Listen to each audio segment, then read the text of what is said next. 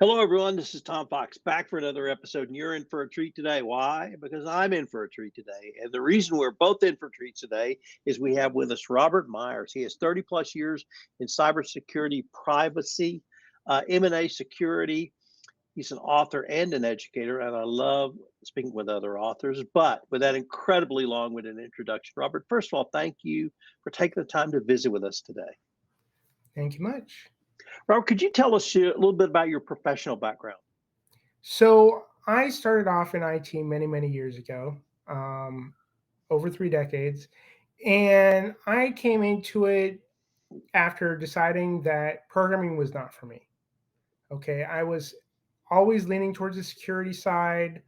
As a kid, I played on that. As an adult, I drove into that. It wasn't really called anything but IT back then. People talk about being in cybersecurity a long time, but the fact is that we didn't have that separation. We were everything. And um, I saw breaches and impacts from security events that just caused a lot of damage and hurt people. I'll never forget some things that are simple. When I was just a kid, a friend of mine's father had his computer because his son was doing things he shouldn't have. And this was back in the 80s. And he lost all of his work product. And that actually impacted him in real life, not just, hey, I had a computer problem, I had to reboot. No, he actually lost and took damage.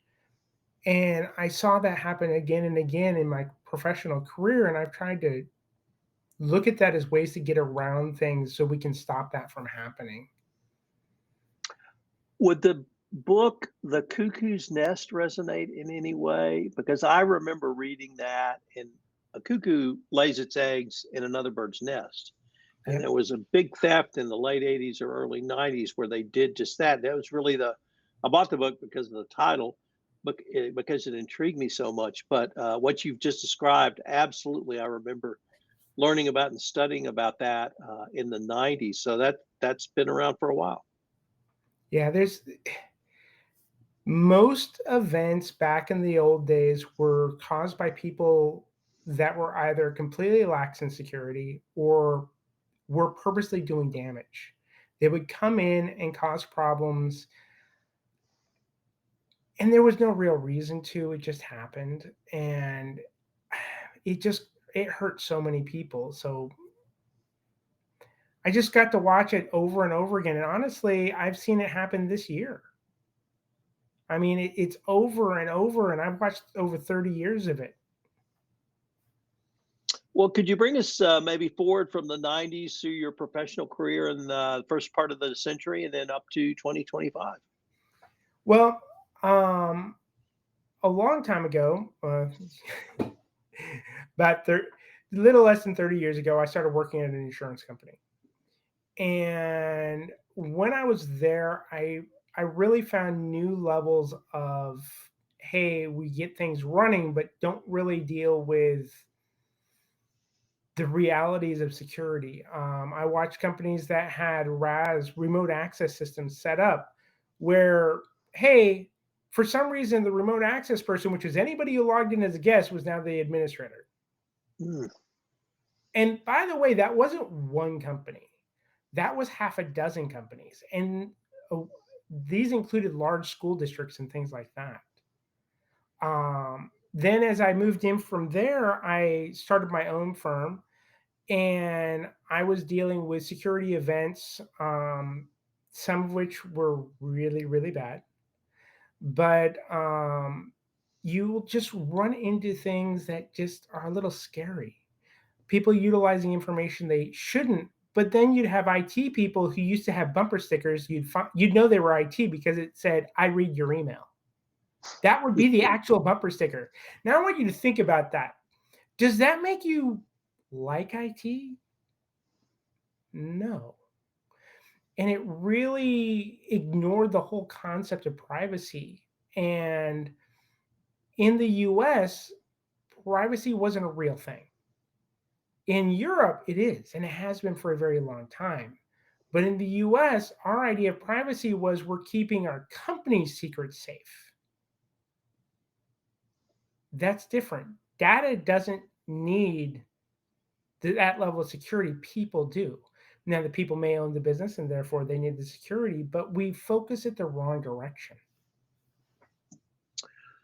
Is the data privacy or privacy cybersecurity divide geographic, like GDPR in Europe and the United States, or is it something else?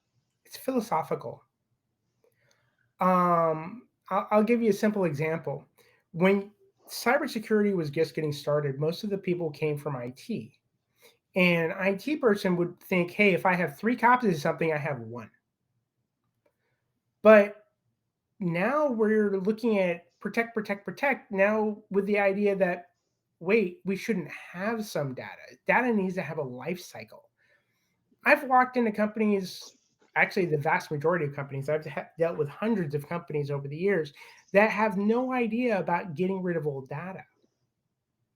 It's just like, well, this is what we do for our business.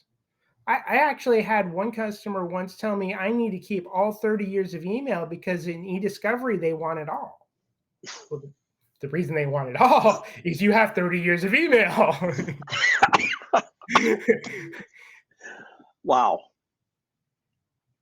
Well, how you mentioned a little bit earlier my question about the Europe and EU is their tradition of data privacy and indeed privacy, not just data privacy, obviously because of the war and other political situations that many have grown up with in Europe as opposed to here in the United States.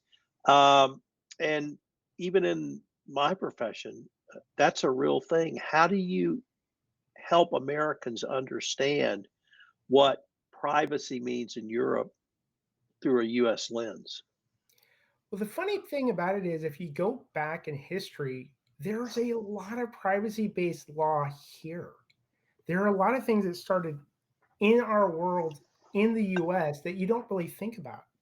Um, and that's where we get things like the wiretapping laws. Well, is it okay if you record someone's conversation?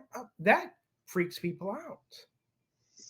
But I can copy all of your emails and chats and you don't have a problem. And then you start getting into the not so much geographic, but the age based difference. So the younger generations in the US tend to have a different view of security and privacy than older generations. It's very generational based, not just subcultures or cultures, but also generations. So when you're younger, it's like, oh, I don't care what people see what I'm eating, but I don't want my text messages shared or my Instagram or Facebook or iMessenger or whatnot. That's a completely different story. So it's an interesting twist. And so when you try talking to people in the US, you have to get them thinking about what's important to them. What is it that they care about? What do they want to protect? Instead of being generally secure, but with odd openings. Like in Europe, when you have a breach, you're not reaching out to the individuals who were breached. You're reaching out to the government organization to tell them there was a breach. That happens in California. You have to reach out to the actual breached person. It's a different view. Their privacy is very government centric, whereas in the US it's very personal centric. It's an odd mixture. I mean, CCPA technically is stricter than GDPR. What we've talked about sort of IT and your role growing up there and how IT has gravitated over towards some of these other areas. What's the role of either senior executives or even the board of directors? Is it to set a broad policy and have someone like you help implement it, or is it something different in this arena? This is where we run into the biggest problem.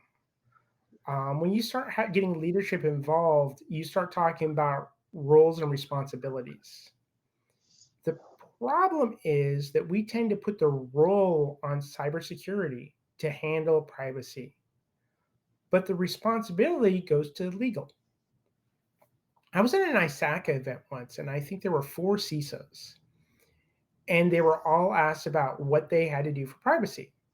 And they went well into it. I have to do this. I have teams that have to learn to figure out this. And their pain points were interesting because their pain points were, one, they did not actually own privacy. So they had no true authority, no budget, anything like that. It was just layered on top of cybersecurity. The owner was the legal department in all 4 cases. So there wasn't a lot of communication going through. So what you ended up happening was you had people who weren't trained in it, who had no background in it, had to create and enact when legal owned it, but didn't really get involved in that. There needs to be a steering committee in most cases that has both cybersecurity and legal teams working together. And it needs to be diverse because people look at things with different viewpoints.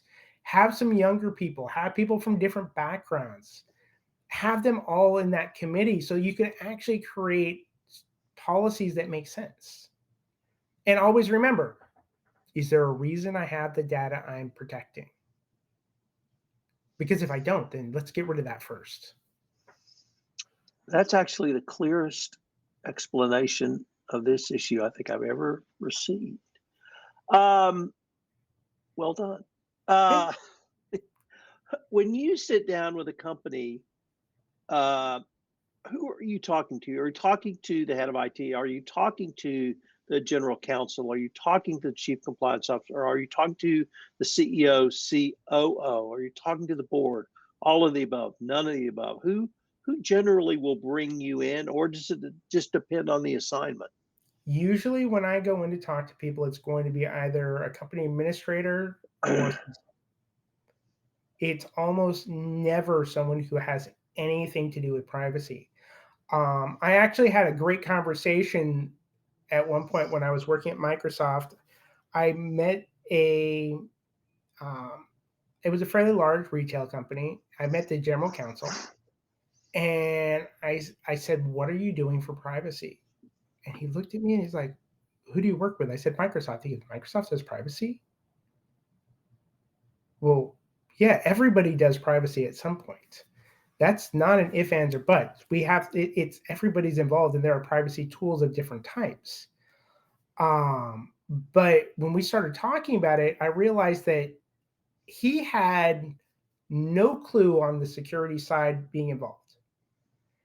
And I actually had an insanely simple sales cycle for my company at that point because I got a conversation started with him. He's like, started bringing more and more people in.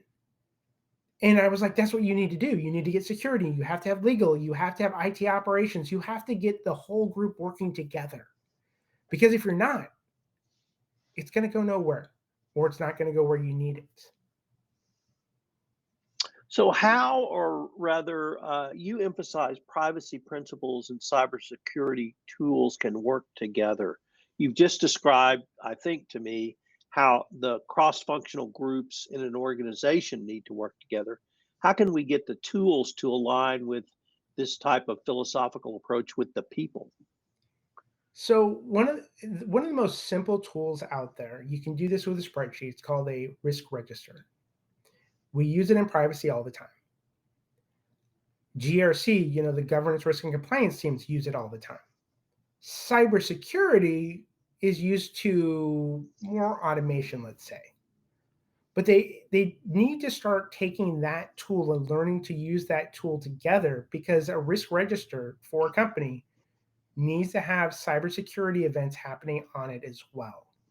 Not just theft, risk, legal regulations, but actual cybersecurity so that cybersecurity is looking and go, hey, does this this has privacy and cybersecurity impact. Then they can get the teams working together. They get the two groups working together and say, okay, this is great. I'm moving in the right direction. But then there's newer cybersecurity tools. Like there's a company out there that's caught my attention. It's called Lightbeam AI. They're a DSPM tool, data security posture management. And they had a great idea that I just sat there and I was, the founder of the company is talking about it. And I'm like, that's the Holy Grail. And he was kind of surprised I was so enamored with it, but it was normally what a data security posture management tool is. It looks for areas that can be breached, okay, and tries to put those controls in place. But in cybersecurity, there's an old saying, assume breach. Breaches will happen. I don't care how good you are, they will happen.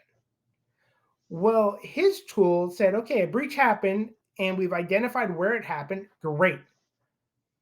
And the tool was designed to identify the data owners, who was impacted by the breach, not the users of the company, but who owns the actual data. I just sat there and I'm like, you just made a tool that can save a company millions of dollars and let the right people know they've been breached. Because you know how it really goes is, hey, this company had a breach. Send all 500,000 customers a notification and offer them free credit counseling or whatnot. This says, hey, these 15 people were breached. I can have a real response now, not a generalized response. Joe, your data was lost. Tom, your data was lost, potentially. That changes the whole world. That's a cybersecurity tool working in privacy. Normally, it's the other way around. Privacy tools working in cybersecurity. I understand you're working on a book around agentic AI, and I wanted to hopefully that's right. Number one and good. Then I wanted to ask if we could turn to that topic. And how do you see autonomous AI systems challenging current privacy and/or security models? So, agentic AI is interesting because when you create an agent, it changes the rules for AI. Okay, it just changes it. And when you're dealing with privacy data and security data and identity data, it's impacting all three. Okay, identity is who I am to do something. You've got privacy data, things about me I don't want to share. And you've got cybersecurity, which tries to enforce that all. Okay. But with agentic AI, its agents are autonomous. They act without asking. Okay. That's the big issue, the first issue. Then you come in and realize that they obscure accountability because the fact of the matter is most agents are made for agents. They're not made for people. So, for example, I took an introductory class on writing an agent. Okay, great. I made an agent. And then I made 3 agents that it talked to. I only interacted with one, but there were 3 agents out there dealing with data that have to come back to me somehow. So they're obscuring that accountability. And they're utilizing data at prodigious rates. So they're a completely new threat surface that we're not really looking at, that we need to change how we're doing things. And they tend to break privacy by learning too much. So when you tell something to go look and you don't get the guardrails in the right place, it looks in too many places and gets too much data. So this is going to cause us to redefine how we talk about consent and lineage at some point. Technically, it should have happened 5 years ago, but we're always behind on this. I'm just going to tell you. So right now, my book is aimed at becoming a field guide for cybersecurity and privacy when it comes to agentic AI, because we need to rethink how we're doing guardrails. Just that simple. You are the first person I have visited with over 5,000 podcasts who works at Comic-Con. And I'm going to say the Comic-Con. For those who may not understand what the Comic-Con means, it means San Diego Comic-Con. There's lots of others, but there's only one "the," and that's San Diego. Tell me about that love for Comic-Con. So I got involved about 40 years ago at Comic-Con, and I've missed one since, and only one. And it's just it's a beautiful thing to go to because there's so much going on, so many different creative people, different ways people are doing things. It reminds you that we're all different, but we're also all having fun. And I started working with the volunteers there. So the group I work with is volunteers that are disabled, not volunteers for disabled, but volunteers who are disabled. Because I will find you a job to do, and the team I work with will find you a job to do if you want to help Comic Con. I mean, it is actually a nonprofit, it doesn't make a dime. It's there to be for fans, by fans. And it's exciting. Something that I absolutely love. And it's next week, you know. So, what about the energy, the creativity, uh, maybe even the love you feel there is things that you can bring into your professional life to help tell a story about security and privacy? In a lot of ways, you tell stories like you've read comics or you watch movies. You just take that same type of belief and you have a conversation. You're like, this is how things go. And sometimes I'll do something simple. I'll put in a lab and it'll be characters from comics or movies, just so that people can understand these are what's happening. If you wanted to have a villain, you can have a villain. Here's Lex Luthor logging in and he's going to break in. You know, it's it lets you have a little fun when you're talking to people and lets you connect. Because the hardest thing to do when you're in cybersecurity or in privacy is to connect to people. Most try to separate and just close in. And you got to connect with people or you can't protect them. I'm a lawyer by professional background. What would you say to a college student or even perhaps a college grad, someone new to the workplace or someone who's thinking about new to the workplace, about why your profession or cybersecurity and privacy is something they should look at? And if they're still in college, what would you suggest they study to help prepare them? Or do they just need to get out in the IT world? 20 years ago, the answer would have been get out in the IT world. Today, that is not the case. Today, if you're coming from a legal or a privacy background, I'm going to strongly recommend you look into some security-based certs and training to go around it. Whether you get the cert or not, use the training material. So if you're coming from cyber, look into IAPP type certifications, just like Certified Information and Privacy Technologist, CIPT. Great certification. Whether or not you use a cert is irrelevant. Do the training. A lot of it's free or simple books. Read it. If you're coming from the privacy world, look at something like the Certified Data Privacy Solutions Engineer. That's from ISACA. They're going to focus in and bringing that security into language you understand. Play with the other side. Don't just focus in on one. And by the way, I know lots of lawyers who go into IAPP and they search in or focus in on CIPP certifications. So, Certified Information Privacy Professional. Those are great, but touch on the security ones. Take and read a book on IT security. Understand that there is a lot of crossover. One of my best friends in the cybersecurity world, one of my best friends outside, he has a Juris Doctorate and he went into IT.